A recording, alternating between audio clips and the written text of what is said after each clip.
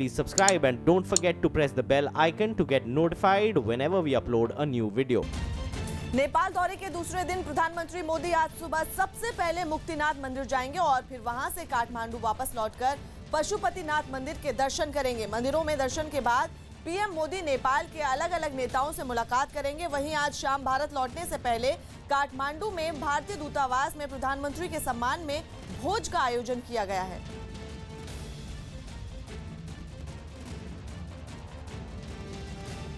दिल्ली की अदालत से ओपन स्कूल के छात्रों को बड़ी राहत मिली। दिल्ली हाईकोर्ट ने ओपन स्कूल में पढ़ाई करने वाले छात्रों को बड़ी राहत देते हुए उन्हें नीट यानी national eligibility cum entrance test में शामिल होने की इजाजत दे दी। कर्नाटक के हुबली में खाने पीने समेत दूसरी अव्यवस्थाओं का आरोप लगाते हुए चुनावी ड्यूटी पर नियुक्त कर्मचारियों ने हंगामा किया।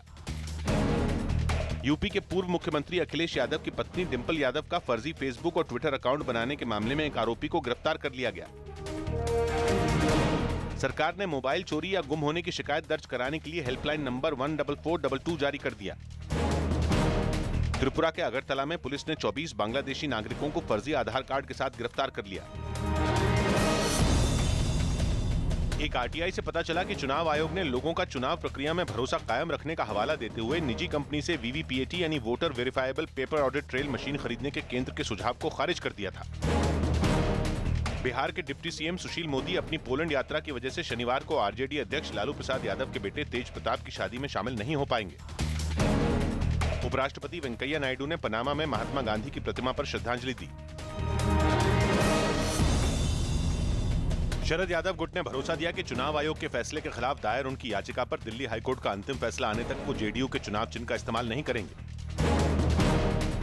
बीजेपी नेता शत्रुघ्न सिन्हा ने ट्वीट कर कर्नाटक में चुनाव प्रचार के दौरान पीएम मोदी की भाषा पर सवाल उठाते हुए निशाना साधा कि प्रधानमंत्री बनने से कोई बुद्धिमान नहीं हो जाता। केंद्र सरकार बिजली से चलने वाले वाहनों को बढ़ावा देने के लिए 16 से 18 साल की उम्र के युवाओं को ई स्कूटर चलाने का लाइसेंस दे सकती है। मुंबई पुलिस के जॉइंट कमिश्नर और पूर्व एसटीएफ चीफ हिमांशु रॉय का अंतिम संस्कार राजकीय सम्मान के साथ कर दिया गया। केंद्रीय मंत्री रामदास अठावले, मुंबई पुलिस कमिश्नर दत्ता पटसलगीकर, ठाणे के कमिश्नर परमबीर सिंह समेत पुलिस के कई आला अधिकारी अंतिम संस्कार में शामिल हुए। 1988 के बैच के आईपीएस अधिकारी हिमांशु राय ने कैंसर से परेशान होकर कल खुदकुशी कर ली थी। मरने से पहले हिमांशु राय ने एक सुसाइड नोट भी लिखा था जिसमें बीमारी से तंग आकर मरने की बात कही है।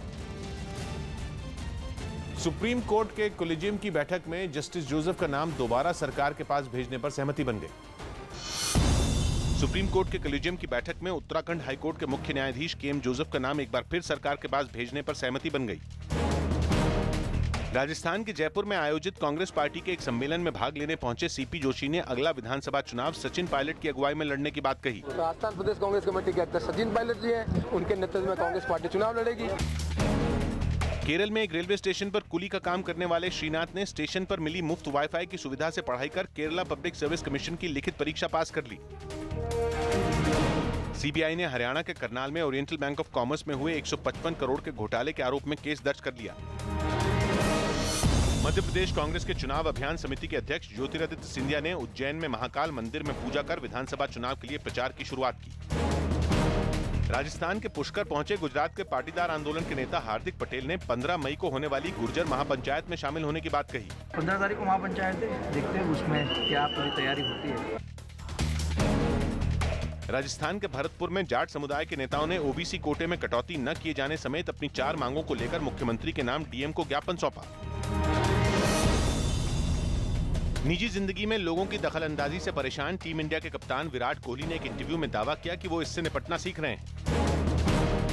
आईपीएल में चेन्नई सुपर किंग्स की जीत के लिए महेंद्र सिंह धोनी की पत्नी साक्षी और बेटी जीवा ने पुष्कर में ब्रह्मा मंदिर में पूजा कर अजमेर की दरगाह में दुआ मांगी। दिल्ली डेयरडेविल्स के खिलाफ होने वाले अहम मुकाबले से पहले आरसीबी के कप्तान विराट कोहली ने एबी डिविलियर्स और टीम के खिलाड़ियों के साथ दिल्ली में अपने रेस्टोरेंट में पार्टी की। जम्मू कश्मीर के पुलवामा में सुरक्षा बल और आतंकियों के बीच कल देर रात से मुठभेड़ जारी है। पुलवामा के टकिया इलाके से सुरक्षा बल ने 2 से 3 आतंकियों को घेर रखा है। वहीं आतंकियों को भगाने के लिए स्थानीय लोग सुरक्षा बल के ऊपर पत्थरबाजी कर रहे हैं और ये टकिया इलाके में आतंकियों को बचाने के लिए स्थानीय लोग पत्थरबाजी कर रहे हैं और सुरक्षा बल ने 2 से 3 आतंकियों को घेर लिया है और कल देर रात से दोनों के बीच मुठभेड़ जारी है।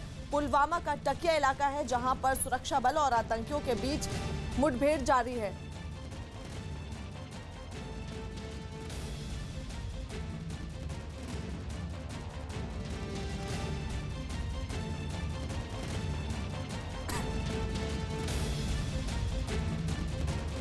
और इसमें सबसे बड़ी बात जो सामने आ रही है कि आतंकियों को भगाने के लिए स्थानीय लोग सुरक्षा बल के ऊपर पत्थरबाजी कर रहे हैं और पुलवामा का टकिया इलाका है जहां पर 2 से 3 आतंकियों को पकड़ने का भी दावा किया जा रहा है और अभी भी मुठभेड़ जारी है। 2 से 3 आतंकियों के छिपे होने की आशंका है और सुरक्षा बल ने यहां पर तलाशी अभियान चलाया हुआ है।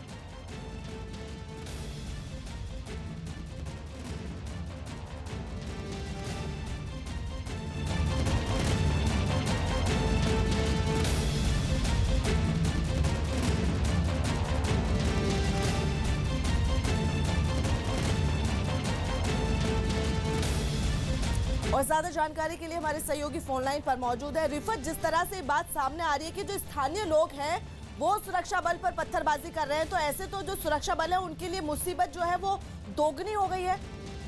देखिए, बिल्कुल सही कहा आपने, क्योंकि पिछले तकरीबन 2-3 साल से ऐसा ही देखने को मिल रहा है। 2016 के बाद बुरहान वानी का जो एनकाउंटर था उसके बाद यही देखने को मिला कि जब भी कहीं पे एनकाउंटर होता है लोग निकल जाते हैं और सिक्योरिटी फोर्सेस पे, चाहे वो आर्मी हो, पुलिस हो या सीआरपीएफ हो, उन पे पत्थर बरसाते हैं और उसके बाद बाधा जरूर पड़ती है एनकाउंटर साइट के इर्द गिर्द। और आज भी ऐसा ही देखने को मिला रात के दौरान, हालांकि ये कॉर्डन हुआ और रात के दौरान ही लोग निकले और उन्होंने पत्थरबाजी शुरू की सिक्योरिटी फोर्सेस पे। और अभी जो इत्तला मिल रही है, जैसा कि विजुअल्स भी हमें मिले हैं कि एक मकान में आग लगी है और ये बताया जा रहा है कि जो मकान मालिक है उसको भी गोली लगी है कंधे पे। और बाकी जो इर्द गिर्द माहौल है बहुत तनाव माहौल का है और यहाँ पे उस मकान में भी आग लगाई गई जहाँ पे बताया जा रहा है मिलिटेंट छुपे हुए थे। इस बीच एक सीआरपीएफ का एहलकार जो जख्मी हो गया था वो जख्म की ताब न लाकर चल बसा है, जो अभी हमें सूत्र इन्फॉर्मेशन दे रहे हैं। तो कुल मिला के इस पूरे एरिया में तनाव है। बताया जा रहा था कि 2 से 3 मिलिटेंट वहाँ पे छुपे हैं। अब ये देखना होगा कि क्या मिलिटेंट वहाँ ही हैं या भाग निकलने में कामयाब हो गए, क्योंकि जब क्राउड इर्द गिर्द ज्यादा हो जाता है, आपने देखा होगा एक वीडियो भी आया था एक मिलिटेंट का, उसने लोगों से कहा था कि वो कुल्हाड़ी लेके या तलवार लेके जो है वो सिक्योरिटी फोर्सेस पे हमला करें। तो जब इस तरह की चीजें सामने आ जाती हैं, नौजवान सामने आ जाते हैं, तो कहीं ना कहीं सिक्योरिटी फोर्सेस के पूरे ऑपरेशन में बाधा पड़ती है और यहाँ पे भी ऐसा ही देखने को मिला है।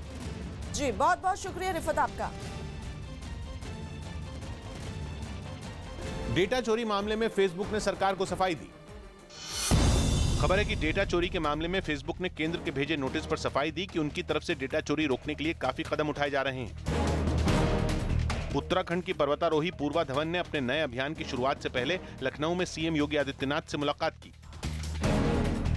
यूपी के डिप्टी सीएम दिनेश शर्मा ने आगरा में तूफान पीड़ितों को मुआवजे के चेक बांटे। फिल्म रेस 3 की शूटिंग के लिए सलमान खान और जैकलीन फर्नांडिस राजस्थान के जोधपुर पहुंच गए। कान फिल्म फेस्टिवल में शामिल होने के लिए रवाना होने से पहले अभिनेत्री ऐश्वर्या राय ने इंस्टाग्राम पर अपना अकाउंट बना लिया। आंध्र प्रदेश के पूर्व गोदावरी जिले में एक नाव में आग लगने के बाद 80 यात्रियों को सुरक्षित बचा लिया गया। पंजाब के अबोहर से राजस्थान के श्रीगंगानगर जा रही एक बस में अचानक आग लगने के बाद सभी यात्रियों को सुरक्षित निकाल दिया गया, जबकि आग बुझाने के दौरान ड्राइवर के हाथ जल गए। हरियाणा के गुरुग्राम में कुल 23 जगहों पर पुलिस की सुरक्षा के बीच जुमे की नमाज पढ़ी गई। उत्तर प्रदेश के मुरादाबाद में जीआरपी ने खुद को समाज कल्याण विभाग का प्रमुख सचिव बताकर रौब जमाने वाले एक आदमी को गिरफ्तार कर लिया। सरकारी और निजी क्षेत्र के बैंकों के 10 लाख से ज्यादा कर्मचारी वेतन बढ़ाने की अपनी मांग को लेकर 30 और 31 मई को हड़ताल करेंगे।